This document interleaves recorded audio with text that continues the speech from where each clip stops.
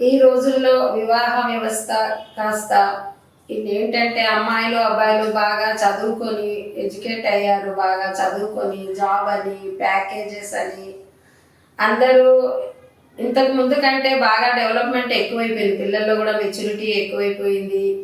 వాళ్ళ ధోరణి ఏంటంటే వాళ్ళు చదువుకున్న దానికి తగ్గట్టుగా ఇప్పుడున్న పరిస్థితులను బట్టి ఇప్పుడున్న విధంగా వాళ్ళు కోరుకుంటూ ఉన్నారు. పేరెంట్స్ కూడా ఏంటంటే ఒక్కోసారి అమ్మాయిలు కానీ అబ్బాయిలు కానీ వాళ్ళ అవగాహనకు తగ్గట్టు వాళ్ళని అందుకోలేక పేరెంట్స్ కూడా కొంతమంది బాధపడుతూ ఉన్నారు. అలాంటి వాళ్ళు కూడా మన దగ్గరికి వస్తూ ఉంటారు.